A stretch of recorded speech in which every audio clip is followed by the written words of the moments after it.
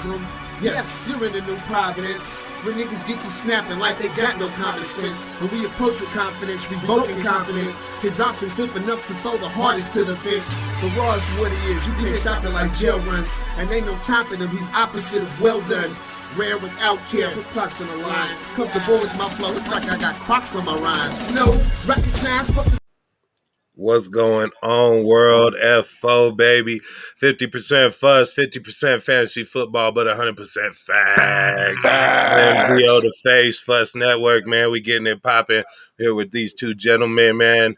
And they not ready to be gentlemen today. They're about to lose all manners, man. And I'm here with Jay Reeves. You ready to act a fool? FO, baby. Yeah, man. I'm ready to act a fool. Well, fuss it, man. Let's get it going. We also got Silly C with the numbers. What's up, Silly C? It's your boy. Let's go. It's your boy. Yeah. All right, man. We back. We doing the recap, man. You know, before we move forward, we always gotta learn from stuff that happens in our past, man. So we just gonna go ahead and start this one off with bets that we just regret that we missed on, and players that we missed on, and you know the segment we call it a day late and a dollar short. Let's get it popping.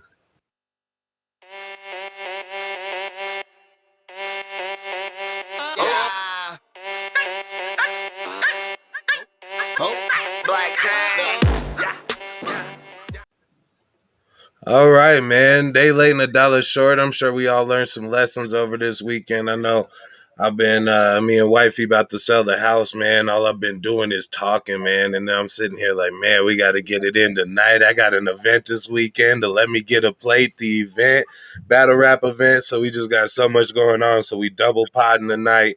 I'm a day late and a dollar short on a ton of my time, but I've just been talking to wifey about selling the house, just talking. Then we got a double pod tonight, and I got to sit here and talk to you guys, man. Just so tired of talking, even though I'm babbling, man. Jay Reeves, help me out. Tell me about some bets that you were a day late and a dollar short on. Hey, man. Bring your energy levels up. Because we about Man, I'm so done of talking. I'm like, what the fuss? Hey, yo, man. I was rolling this weekend, man. I had a whole bunch of nice bets. Chomping in on some underdogs with the Panthers versus the Saints and the Cowboys versus the Chargers. I was feeling good about myself. So, of course, I dipped into that Sunday night game. Y'all know that Sunday night game, KC versus Baltimore. I was like, oh, man. Like I already said on the show, KC about to roll these fools. And then I seen some old rigor mortis happen in the game. Man. Looked a little sketchy, looked a little funny to me, but your boy lost a whole bunch of dollars on KC on Sunday night. Man, I had a similar experience on Sunday during the day. Messing around with that Tampa Bay money line, I had them actually pick the Falcons against the money line. We discussed last week how difficult it was for defending Super Bowl champions to cover that money line, and just with those late interceptions by Matt Ryan and whatnot, they were able to knock me off and cover the line that I ended up getting or didn't cover. The Falcons weren't able to cover the negative points that I had for them last week. So just a tough one. Choosing the Falcons against or even with the points, it wasn't happening, man. The Tampa Bay was able to pull it off in a big game where Brady kind of went nuts, going for 9 touchdowns in the first 2 weeks for the first time in his career. Silly C, what fantasy players and bets were you a day late and a dollar short on? Man, let me say Derrick Henry. He balled out. 35 rush attempts for 182 yards and 3 touchdowns. And Aaron Jones. I know it's 2 of the must-like picks, but 67 yards rushing for a touchdown and 48, 6 receptions and 3 receiving touchdowns. Balled out. Yeah, man. Derrick Henry had a big day, man. I was looking for a little bit more out the wide receiver. What does that have to do? What does that have to do with your day late and a dollar short, though? Well, do you know what the segment is? I actually missed on both of them in fantasy. Like I went up a little and got Christian McCaffrey, and he was priced at almost 10,000. Oh, So okay. yeah, it My killed bad. me. My bad. I see. Yeah, I got Christian McCaffrey in some daily fantasy leagues. I also have him in one season long league, and that went pretty well for me. But Derrick Henry beast out, a player that I thought would do well in the preseason and has showed that production at least on week number 2 because he slowed down, man. But there was plenty of things that we were a day late and a dollar short on, and we just want to help y'all correct those mistakes. But first thing we got to do is learn from them, you know what I'm saying? And that's life. That's life, man. And one of my favorite movies in the world is Life with Eddie Murphy and Martin Lawrence, man. So we're gonna take some Life. life, man. We're gonna take some quotes from that movie and we're gonna just do our weekend review by using quotes from that movie. First and most popular quote is "You gonna eat that cornbread?" And Cody kind of touched on this player, Derrick Henry, man. He was out there like gold mouth, man, looking at these cats like, "You gonna eat that cornbread?" And I just think he was just eating them up, man. Jay Reese, how did that work out for you across leagues and just on your betting? Mm-hmm. Well, across leagues, I actually played against Derrick Henry, and Ooh, I was wop, doing wop, pretty good. ooh, wop. I was doing pretty good, and I just found myself giving this man all my cornbread. Got Oh, my that's what ooh, happens. That's what happens. Silly C, you say you missed out on him on daily fantasy. Do you have any Derrick Henry stock in your season long fantasy? No, actually, Nobody then. cares about your fantasy team. Every time I ask y'all a question, you guys always fall for that. We only care about my fantasy team here. And Derrick Henry definitely got his cornbread, but there were some teams that didn't get their cornbread and didn't realize there was going to be some consequences and repercussions for the things that they did in week 1. A handful of teams that started off 1-0 now fell to 1-1 with the balance, and we're just looking at a few teams here. So the consequence and repercussions definitely fell to the Texans, Saints, Bengals, Pittsburgh Steelers, and the Kansas City Chiefs. Where did they all go wrong, Silly C? Oh man, the Chiefs. I have to say they went wrong because I didn't think Lamar had it in him, but he did, and he literally took over the game. Had over 100 yards rushing, and again, he's just a beast. Yeah, were we able to learn anything about Baltimore's backfield in that game, Jay Reeves, or did we just learn about Lamar Jackson? Because we seen Latavius Murray get a touchdown. Tyson looked dope in week 1. Where are we landing on the Baltimore backfield? The Baltimore backfield is extremely confusing. The only running back that you guys need on your team is Lamar Jackson. If not, there will be consequence or repercussions, and that's just what happens, man. There's only a few teams left in the league, the entire league, that are undefeated. And I want to just take a moment with you guys to let me know what teams are going to the boom boom room and what teams are going to the upper room. The upper room, and that just means like are they gonna go to the playoffs? That'll be the boom boom room. Or are they going to go to the upper room, and that will be out of the playoffs, man? Let's talk about all the undefeated teams. We'll start in the AFC. We got the Las Vegas Raiders. Silly C, are they going to the boom boom room or the upper room? Right now, I'm still kind of on the edge with them, but they go into the boom boom room. I think I just don't trust Derek Carr. I don't trust their team. And I haven't even seen their running back even have play. So, boom, Well, boom. the boom boom room is the playoffs, like championship Yeah. contenders. So you Oh, I saying thought that the the upper Las room. I Vegas thought Raiders the would upper be the room. The upper room not sounds no like the The upper that. upper room's room when is you heaven. die. It's when you die, When man. When you go football up to teams the go to upper die. Oh, okay. Well, yeah. room. So in that case, they go into the upper room. There we go. The Vegas Sorry, my Raiders my going to internet kicked out. the other undefeated team in the AFC is our Denver Broncos. Jay Reeves are they going to the boom boom room or are they going to the upper room? Whew, the Denver Broncos, we're on the fence right now, man, because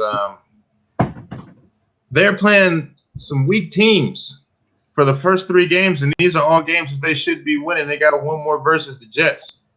I'm not about to say the upper room or the boom boom room. I'm on the fence. I mean, right now they look like they're going to the hot springs somewhere in Colorado. Right now, to Yeah, relax their balls. yeah, well, it was a tough week for that Denver defense. We lost a cornerback last week. I think it was Darby, and then we lost Bradley Chubb today with bone spurs. Looks like he might be out 6 to 8 weeks. We also lost Josie Jewell Oh, for the season, so that's those some are big. reason to send them to the upper room. But also, a positive is we beat some weak teams, but we also beat them in their stadiums. And it's tough to beat teams in a home game. Like they're still professionals, and we went out there and did it. So I'm gonna say they're going to the boom boom room. Just to disagree, this isn't really a debate segment, but we'll just keep it pushing, and then we'll switch it to the NFC. Some of the undefeated teams lie in the NFC West, just like the AFC West is powerful. So is the NFC West, and we got the Cardinals at 2-0. Silly C, are they going to the boom boom room? Are they going to the upper room? Ooh, I don't know. In that case, right now, Kyler Murray's looking nice, unstoppable. I have to say, definitely boom boom room for them. Definitely, man. Well, we also have the Los Angeles Rams. Jay Reeves, are they going to the boom boom room or the upper room? The Los Angeles Rams are definitely in the boom boom room VIP service, sipping on champagne, smoking cigars. They in there. Man. And then the next one will be the San Francisco 49ers. They're still undefeated at 2-0. Silly C, are they going to the boom boom room or are they going to the upper room? Oh, they're going to the upper room. I don't have any trust in them. They got some good talent, but their quarterback is up in the air. Yeah, boom, boom, room. Colorado's own son of Ed McCaffrey, Christian McCaffrey's Carolina Panthers are 2-0. Jay Reeves, boom boom room or the upper room? Oh, another on the fence, man. I don't know what to really think about this team because the defense is playing real fiery right now. And Christian C-Mac is hitting on all cylinders. Man, I'm going to take him to the boom boom room. Let's go. Man. And then we'll take it to the NFC South, man. We already did the Panthers, but the defending Super Bowl champions, Tom Brady got 9 touchdowns the first 2 games. Rob Gronkowski got 4 of them, and everybody's out there eating. It's Thanksgiving. It's Tampa Bay Bucks giving out there, man. It's looking crazy. But both of y'all could give y'all opinion. They going to the boom boom room, the upper room. I'm going to say Tampa Bay actually constructed the boom boom room. All these fools are chilling. They own the building. Satchmo was in here last week. Satchmo was in here last week. Cody, what you think? I have to say they definitely going to the boom boom room. Yeah, ain't nothing to even be said about it. Yeah, Look the at Buccaneers Gronk are. already. Yeah, Buccaneers are super dope, man. Well, we just tried to find a way to flip up our week in review without just going over scores. So that's what we landed on, man. And it was just one of my favorite movies. And, it's called Life. And fantasy is just like life, man, but less serious. But definitely comes with some big benefits. So we going to get it in, man. This is Fuss, 50% fantasy football, 50% fuss, and 100% facts. We're going to push it into the Thursday night preview. We got the Houston Texans taking on the Carolina Panthers. Let's get it poppin'. Take my picture, put it in a superstar frame. Yep. I'm clean when I walk, I'm clean when I talk. I'm fresh to the step, I'm fresh to the depth, and I ain't steady looking at me bad, cause I ain't that bad, and I'm on top of my game, and hey, my superstar frame. Superstar frame. What? Superstar frame. Thursday night, man, we got that boy from Colorado and one of the undefeated teams we were talking about, the Carolina Panthers, hosting a team of the Texans, who we had talked about earlier, who weren't getting their cornbread and caught the consequences and repercussion. Jay Reeves, what is Vegas saying? Well, they currently have the Carolina Panthers sitting at -7.5. Damn. I'm going to go ahead and kick this off for you guys. Houston is really overperforming right now. So everybody thought that Houston was dead in the water, but now they really look dead in the water because Tyrod Taylor recently got injured. And Deshaun Watson, he's going to continue to be deactivated. They're like not bringing him up. My question is Deshaun Watson suspended? Because I would just throw him in there. Yeah, I don't know what they're doing.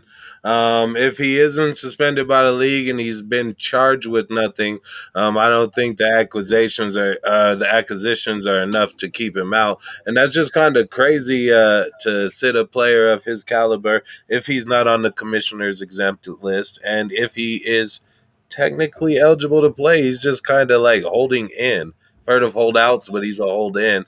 I really can't give you any further information, though, Jay Reese. And they were like marching up and down the field on the Cleveland Browns, even when the General Davis Mills came in. This is crazy, man. I hate to say it, but can Houston cover this -7.5? I'm gonna have to say yes. I'm taking Houston -7.5.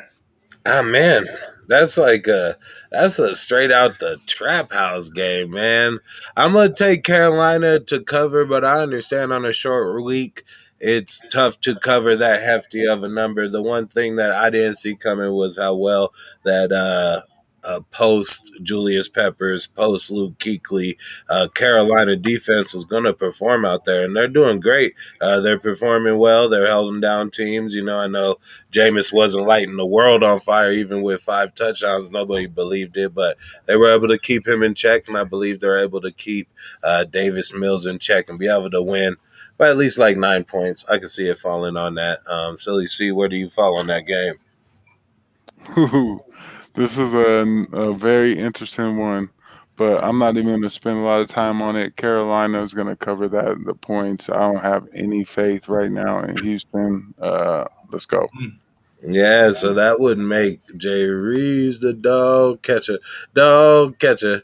He the dog catcher. I don't know, man. That's a tough one. I can't see why you would go that way, but I do see why you probably have some props and some ops for this game. Let me know what you got for this Thursday night game.